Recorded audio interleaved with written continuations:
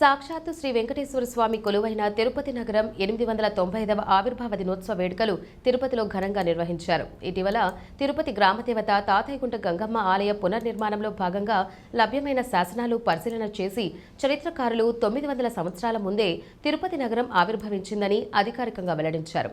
గత 2 సంవత్సరాలుగా ఫిబ్రవరి 24 తిరుపతి ఆవిర్భావ దినోత్సవంగా వేడుకలు నిర్వహిస్తున్నారు.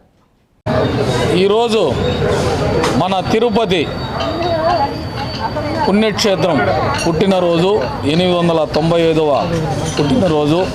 ఈరోజు కళాకారులు వివిధ వేషధారణలతో అలాగే నగర ప్రజలు మామూలుగా మేము శనివారం నగర సంకీర్తన మండలి సభ్యులు అందరూ కలిసి ఈరోజు ఉదయమే వివిధ వేషధారణలతో మన గోవిందరాజస్వామి మాడా వీధుల్లో ఈరోజు నగర సంకీర్తన చేస్తూ తిరుపతి పుణ్యక్షేత్రం 895వ పుట్టినరోజు వేడుకలను మేము ఘనంగా జరుపుకుంటున్నాము. మనం తిరుపతిలో పుట్టడమే మనకు మహాద్భాగ్యం.